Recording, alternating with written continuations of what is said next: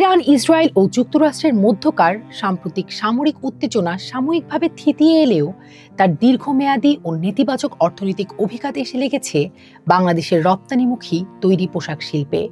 The ইকোনমিস্টের সাম্প্রতিক এক প্রতিবেদনে এই আশঙ্কাজনক পরিস্থিতির বিস্তারিত বিবরণ উঠে এসেছে।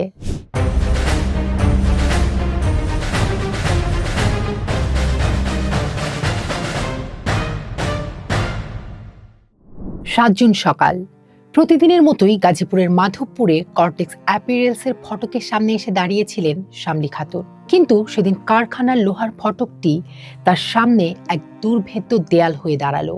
ফটকে ঝুলছিল একটি নোটিশ। সেখানে জ্বলজ্বল করছে ছাঁটাই হওয়া শ্রমিকদের তালিকা, যার একটি নাম শামলী। হাজার মাইল দূরে মধ্যপ্রাচ্যে জ্বলে ওঠা যুদ্ধের আগুন কিভাবে নীরবে বাংলাদেশের এক সাধারণ নারী শ্রমিকের ঘরের উনুন নিভিয়ে দিতে পারে, শামলী হয়তো তা পুরোপুরি বোঝেন না। তবে তিনি এটুকু বুঝতে পেরেছেন, তার চেনা পৃথিবীটা এক নিমিষে ওলটপালট হয়ে গেছে। অশ্রুসজল চোখে তিনি বলেছিলেন, নতুন কাজ পাওয়া আমার জন্য এখন অনেক কঠিন হবে, হয়তো শেষ পর্যন্ত গ্রামে ফিরে যেতে হবে। শামলী খাতুনের এই ব্যক্তিগত ট্র্যাজেডি আসলে বাংলাদেশের তৈরি পোশাক শিল্পের বর্তমান সংকটের একটি প্রতীকী চিত্র। ইরান, ইসরায়েল ও যুক্তরাষ্ট্রের মধ্যকার সাম্প্রতিক সামরিক উত্তেজনা সাময়িকভাবে থিতিয়ে এলেও তার দীর্ঘমেয়াদী ও নেতিবাচক অর্থনৈতিক অভিঘাত এসে লেগেছে বাংলাদেশের রপ্তানিমুখী তৈরি পোশাক শিল্পে। দ্য ইকোনমিস্টের সাম্প্রতিক এক প্রতিবেদনে এই আশঙ্কাজনক পরিস্থিতির বিস্তারিত বিবরণ উঠে এসেছে।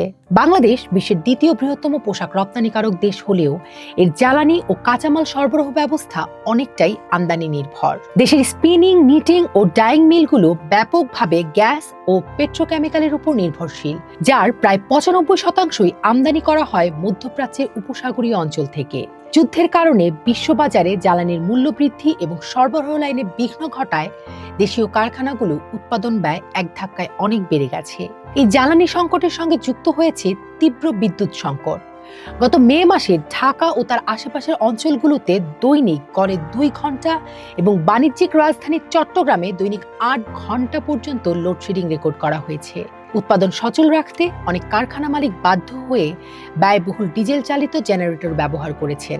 এথিক্যাল ট্রেডিং ইনিশিয়েটিভের আবিল বিন আমিনের মতে, উৎপাদন ব্যাহত হওয়ার কারণে ফেব্রুয়ারি থেকে মে মাসের মধ্যে কারখানাগুলোর উৎপাদন প্রায় ৩০% হ্রাস পেয়েছে।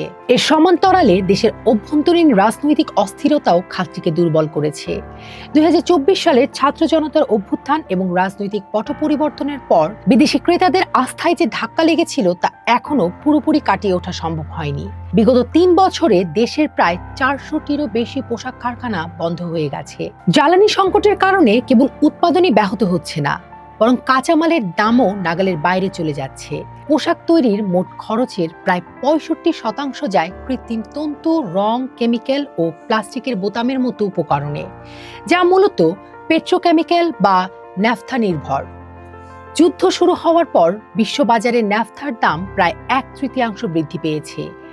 একই সাথে পরিবহন ও শিপিং ব্যয় বেড়েছে প্রায় ৩০%। এই বহুমুখী সংকটের কারণে পশ্চিমা ক্রেতা জোট, বিশেষ করে জারা বা H&M এর মতো ব্র্যান্ডগুলো বাংলাদেশ থেকে তাদের ক্রয়াদেশ কমিয়ে দিচ্ছে।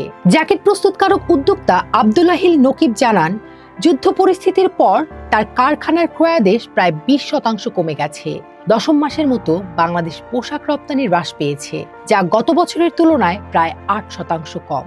পরিস্থিতি সামাল দিতে বাংলাদেশ ব্যাংক মে মাসে ৬০,০০০ কোটি টাকার একটি প্রণোদনা প্যাকেজ ঘোষণা করলেও এর সুদের হার, যা প্রায় ৭%, অনেক উদ্যোক্তার জন্যই নতুন বোঝা হয়ে দাঁড়িয়েছে।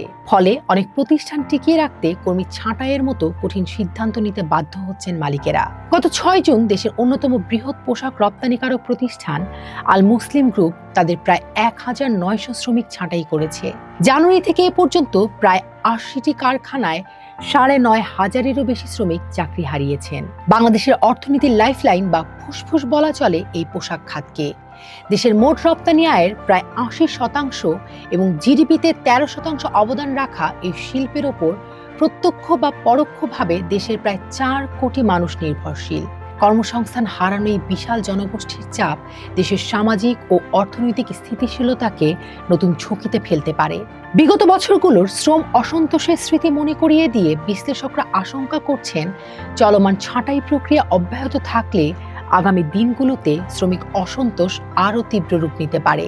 ভূরাজনৈতিক সংকট এবং অভ্যন্তরীণ সীমাবদ্ধতার এই জটিল সমীকরণে বাংলাদেশের পোশাক শিল্প এখন এক কঠিন পরীক্ষা পার করছে।